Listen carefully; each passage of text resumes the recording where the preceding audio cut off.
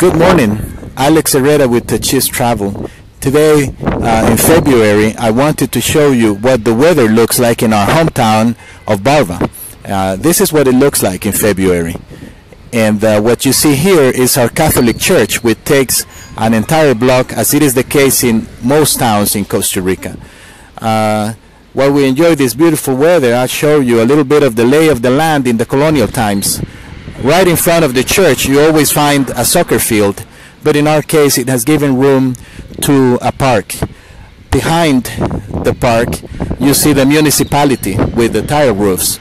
That's still the local government.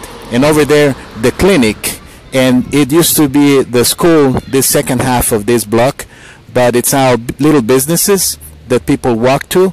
Over there, you can see the house of the priest, of course.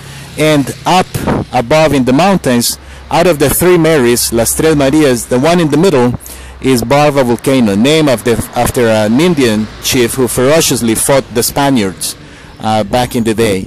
Now out there is Grotto, which resembles the one in Lourdes, France.